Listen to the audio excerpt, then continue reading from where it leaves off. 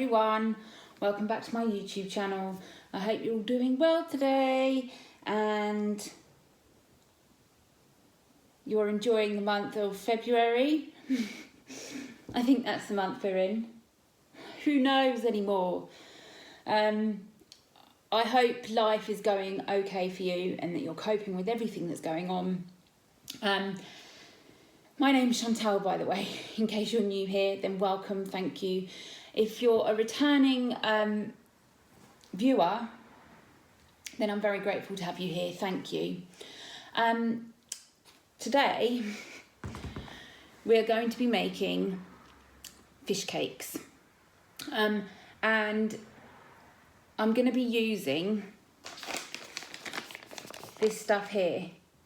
Now, I mentioned this in my January picks video, and I've recently hosted a giveaway on my Instagram, if you're following me on there, giving 3 packs of these away. They come in 3 different flavours and they're an alternative to tuna. They come in Mediterranean inspired, oil and herbs, and just plain in water. And today we're using the plain in water, which looks like that. How similar to tuna does that look? That's crazy, isn't it?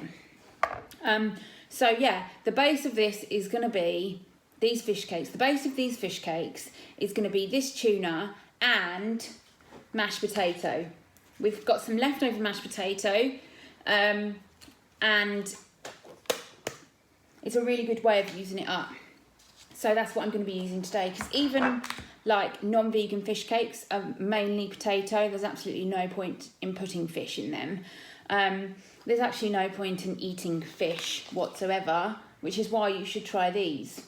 There's 18 grams of protein in these, and they're high in omega-3 fatty acids, which is what people think they need to eat fish for. But fish get their omegas from the algae they eat. So just cut out the middle fish, eat the algae, or products like this instead, or hemp seeds or flax seeds or hemp milk, for example. There's loads of things that have omegas in, so opt for them instead rather than eating little fishies, okay?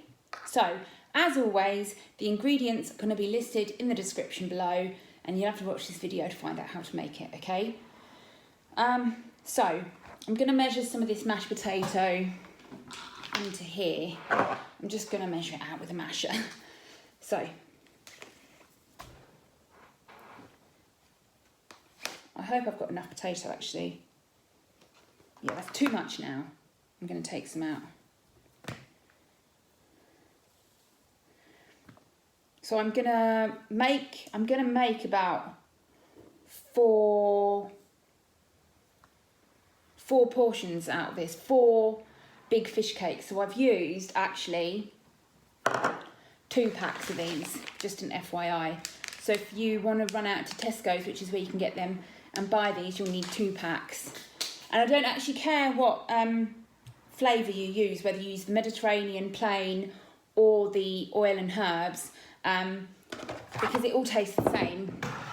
In essence, it's just got extra flavours in. So all that the Mediterranean herbs and all that the fish, the added herbs is going to do is add more flavour. So you don't have to use the plain one, but that's just what I'm using today.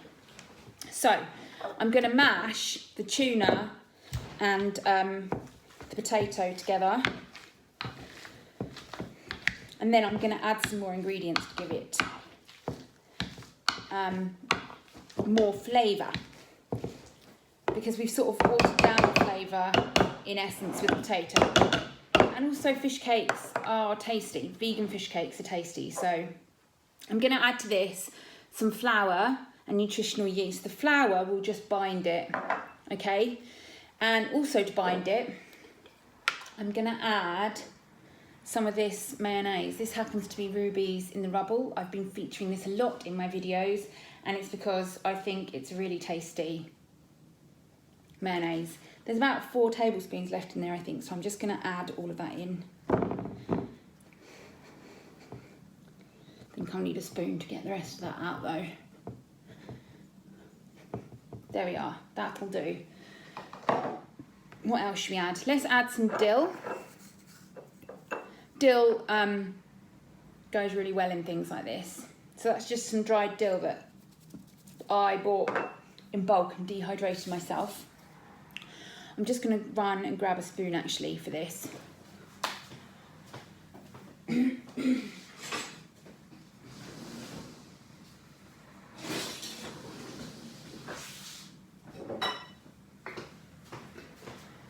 I might actually add a bit more dill because I've doubled the quantity of this.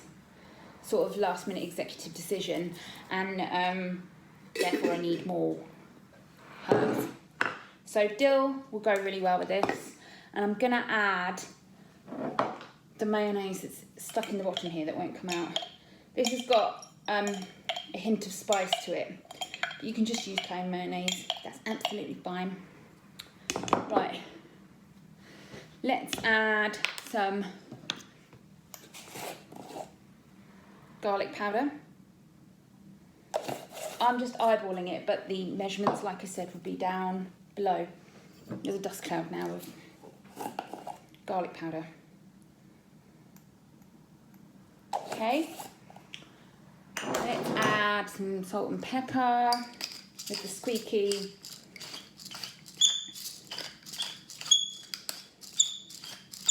This really is something that you can tailor make to your taste though. Like, if you made fish cakes before you were vegan, then add what you'd add to that in terms of herbs and spices. Just leave out the fish, please, I beg of you. Okay, salt and pepper. The tuna is well seasoned already, but there's no reason why you can't enhance flavours. Okay. Going to stir this all together to see how it's coming together. It's looking good. It's looking good, people. That might just look like a mush to you, but to me it is something tasty coming together. Now, we already had whole grain mustard in our mash, so I would also add whole grain mustard to that, but I'm not going to do it because it's already in the mashed potato. And then I've got a quarter of a nori sheet here, and I'm going to blitz this up to make a powder, and I'm going to add that to it to give it even more of a fishy flavour. And seaweed is really good for you as well. It's full of iodine, which is it a vitamin or a mineral maybe that we just don't get enough of. As humans, whether you're vegan or not vegan, iodine is just not something we have a lot of in our diet, so it's really good to eat things like seaweed because it is good for you. I'm just going to blitz this up quickly till it's a fine powder. That's now a fine powder, as I promised. Okay, that's going in there, and that's just going to give it a bit more of a fishy flavour. Although I think you'll find that this is quite a strong fishy product anyway.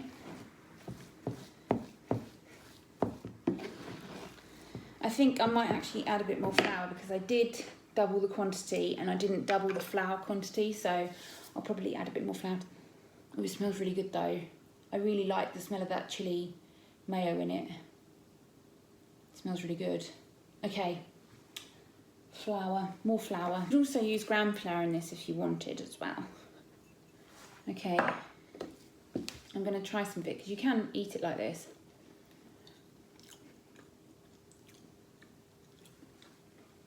Yum. It's yum like this, so it's going to taste yum when I've cooked it.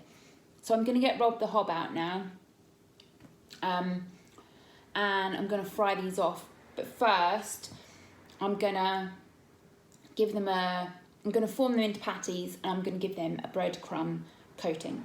So I'm going to clear all this away, and then I'll show you how I do that, and then we'll fry it on Rob the Hob.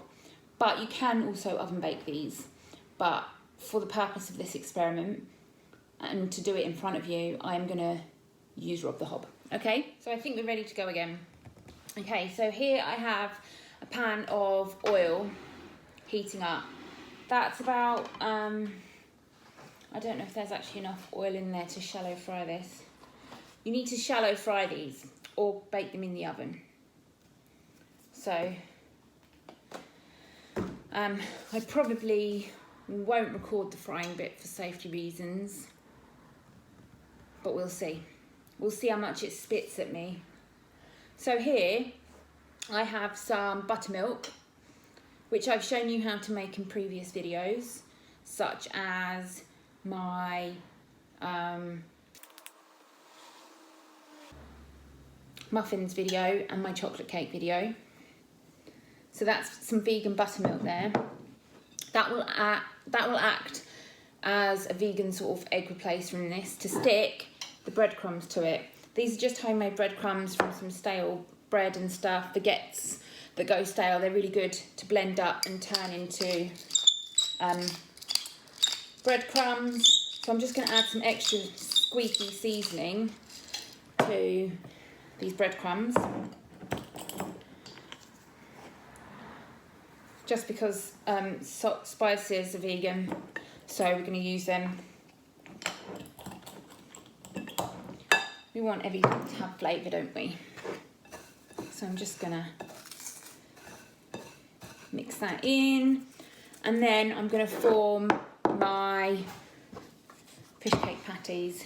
I was a little sneaky, I added a bit more nori to this. But what's a bit of nori between friends, hey? I think actually I might get some flour as well. So here is a plate of flour, not very appetising, I know, but it is going to bind this together. Sorry. Okay, so this is where we get a little messy. I'm going to make some nice big fish cake boys. There we are, into the flour. Just shape it a bit. And then into the buttermilk. That didn't feel very nice. Hang on a sec, I'm gonna just... Oh jeez, these are a bit squidgy actually. It's another thing, the breadcrumbs hold this all together. You can't actually see if I stand up because the lighting goes all funny. I would probably add a bit more flour to this fish cake mix because it's going a bit sloppy. We're just waiting for this to heat up as well. I'll turn that up a bit more. So there's our first fish cake. Waiting ready. I won't do all of them now. I'll just show you how to do maybe one or two. Bread fingers.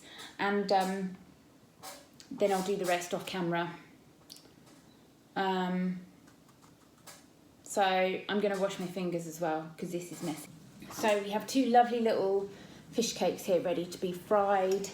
I think this, if these were slightly smaller, this would make probably 4, but as it stands, 3 to 4. I also added a bit more flour. You might need to do that if your fish cake mix is, for want of a better word, looking sloppy, okay? So just add flour until you're happy with the consistency. You can add plain flour, gram flour. Rice flour is good as well because it's quite dense. So gluten-free flour is good for this. And you could even make these gluten-free if you use gluten-free breadcrumbs and gluten-free flour. I think that's the only, unless actually this stuff might have. No, this stuff doesn't have wheat in, so I think it doesn't say it's, oh, it is gluten-free. Yeah, this is gluten-free, so you could easily make these gluten-free, which is good. Now this oil, I think, is hot enough to fry our fish cakes now, and it needs to be hot, otherwise all that will happen is it will just absorb the oil. These fish cakes will just absorb the oil and they'll just go really greasy. So move this slightly across here. Not that you can see what's going on, but that's what they look like. Looking quite fish cakey, aren't they? So I'll probably speed this process up. There's no need for you to see me deep frying these or shallow frying them. And I'll come back to you when these are done, okay? When these are nicely fried, and I'll show you what they look like. Yeah? Cool. I've fried my fish cakes in a safe and controlled environment, aka on my well-ventilated hob over there, rather than Rob here, because I didn't want to set the fire alarms off, basically. But you know how to shallow fry stuff, I'm sure. There are tutorials on YouTube on how to shallow fry. This isn't the one. But like I said, you can also bake it in the oven. This is what they look like, by the way. That one's a little more crisp than this one, but I'm pretty happy with how they turned out. They are going to be smashing with some chips for dinner and maybe some mushy peas and stuff. So I'm super happy with them. I'm really happy with how they turned out. I suppose you want me to try one now, don't you? And I don't have a fork. Okay, who gives a fork? I'm just going to go straight in and try it. Oh, they're really crispy. I'm going to put some lemon on top of these. These are really good.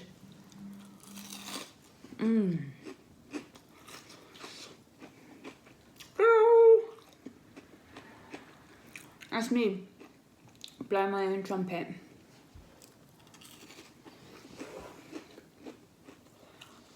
But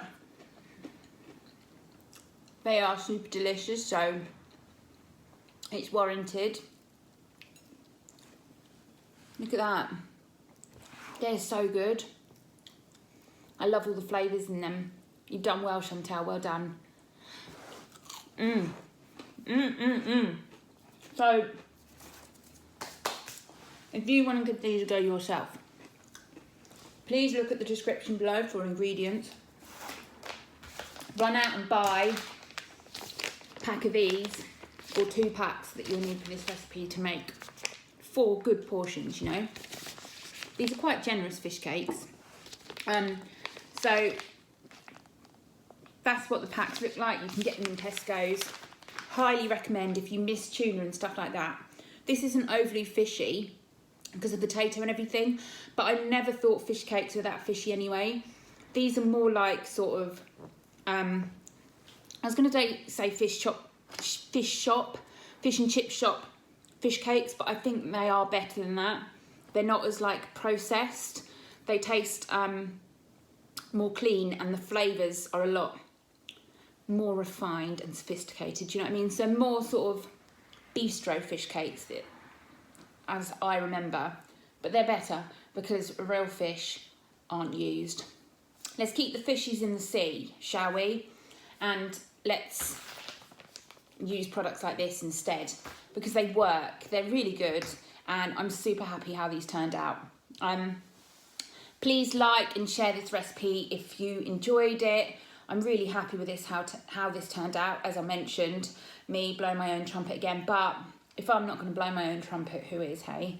Unless you try these and you like them, and then you can blow my trumpet too. That just sounds absolutely wrong. I'm not upset about it, but I am going to say goodbye now because I don't want to get myself into any more trouble with these weird innuendos that I'm spouting. So I hope you enjoyed this video and all my ramblings, and I hope you do try and make these because I'm really happy with how these turned out. I'm in the process as well of working on a website, so these recipes will also end up there, which might make it more convenient for you to find them. Yeah, so take care, folks. I'll speak to you take This has been Meat and Eat, and it's been an absolute pleasure once again. Take care, everyone. Take care, everyone, and see you soon for more fun like this. Bye.